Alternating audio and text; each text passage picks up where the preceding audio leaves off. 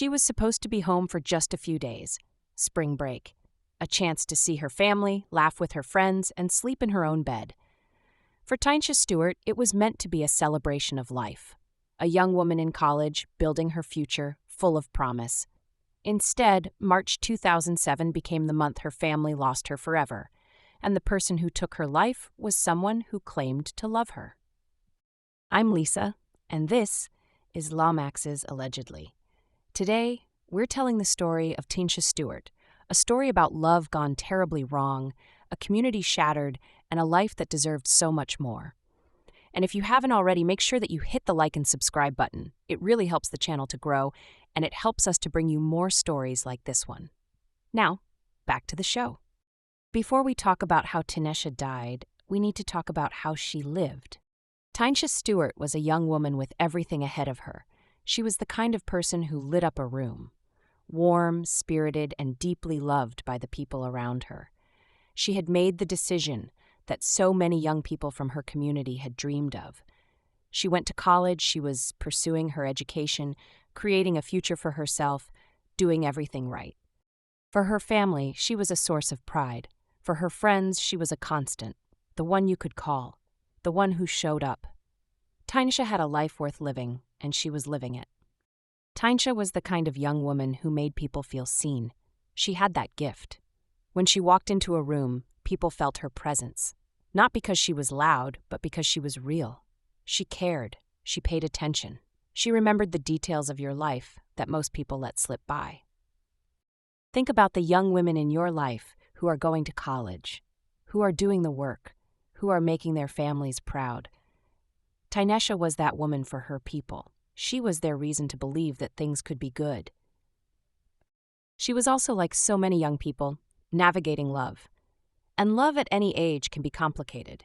It can be beautiful and it can be dangerous, sometimes at the very same time.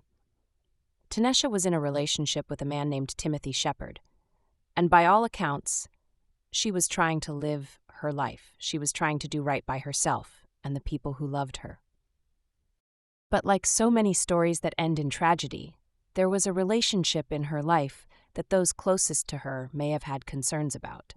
His name was Timothy Shepard, and he was her boyfriend. Spring break 2007. For college students across the country, it meant road trips, beach plans, time away from exams and pressure. For Tynesha, it meant something simpler and more meaningful. Going home. She made the trip back to be with the people she loved most. Her family was excited. Her friends were ready to see her.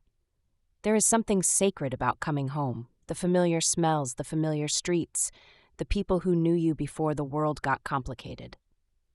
Tynesha arrived with the kind of energy you carry when life is going well. She was a college woman now. She had a future. She had plans. The visit was supposed to be a reunion, a celebration, a few precious days to reconnect before heading back to school. She had no way of knowing those days would be her last. Let that sit for a moment. She had no way of knowing. That is the cruelest truth about domestic violence. It doesn't announce itself. It doesn't come with a warning label. The people who are most at risk are often the ones who believe right up until the very end that things will be okay, that the person who says they love them actually means it. Tynesha came home with hope, with excitement, with the particular joy of a college student who has been away from family and is finally back, even if just for a little while. She wasn't running from something. She was running toward something. Her people, her roots, her home.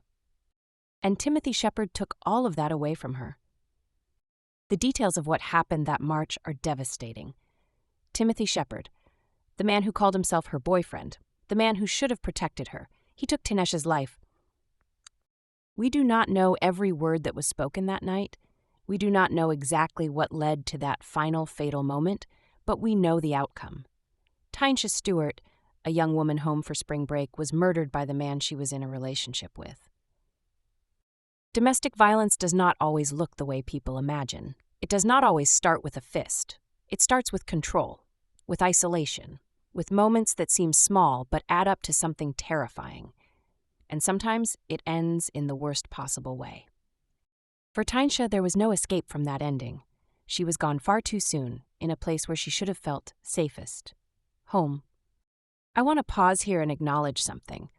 When we talk about cases like Tynesha's, there is sometimes a tendency to ask the wrong questions. Why did she stay? Why didn't she leave? Why didn't anyone do something? Those questions place the burden on the victim, and that is not where it belongs. The question we should be asking is, why did Timothy Shepard think it was acceptable to take her life? What systems failed to protect her? What warning signs were dismissed or minimized? And what can we do differently so that the next Tynesha gets to go back to school? These are the questions that keep advocates up at night. These are the questions that fuel the work of domestic violence organizations across this country. And these are the questions that we owe to every woman, every person who has been taken by intimate partner violence. In the wake of Tynesha's murder, law enforcement moved to hold Timothy Shepard accountable. He was identified as the suspect. The investigation moved forward, and the weight of what he had done became part of the public record. But for Tynesha's family, no arrest erases the grief. No courtroom verdict brings her back. They had to bury a daughter, a sister, a friend, someone who had done everything right, who had been working toward a future that was stolen from her. Her community felt the loss too. There is a particular kind of pain that settles into a neighborhood when a young person is taken by violence. People ask themselves, how did we miss the signs? What could we have done? And sometimes there are no satisfying answers. What we do know is that Tynesha deserved better.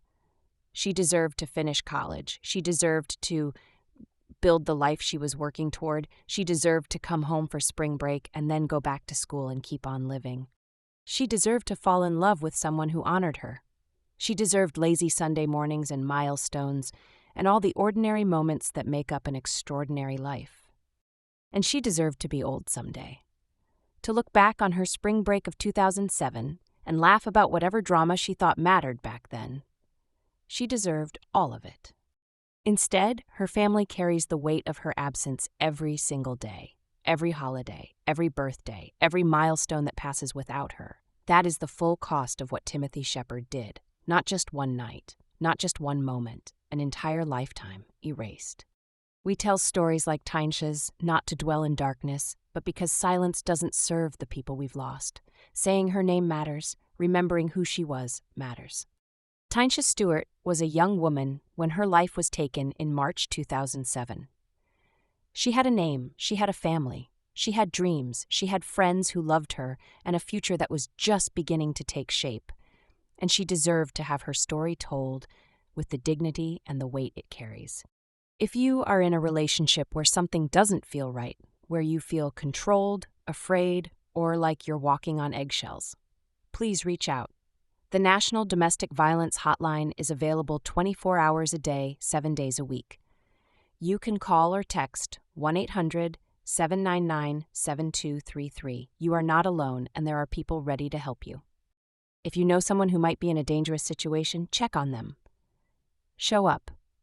Be the person Tynesha deserved to have in her corner. I want to speak directly to anyone listening who might be going through something difficult in their relationship right now. You are not overreacting. If something feels wrong, it is worth paying attention to. Controlling behavior, jealousy that crosses into surveillance, a partner who isolates you from the people who love you.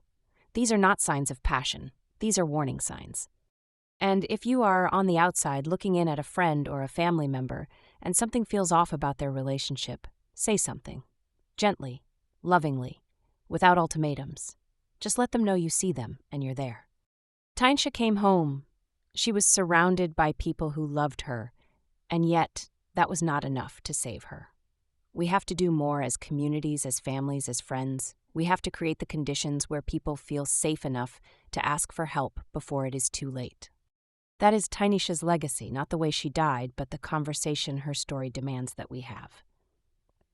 To Tynesha's family and everyone who loved her, we see you, we remember her, and we will keep saying her name.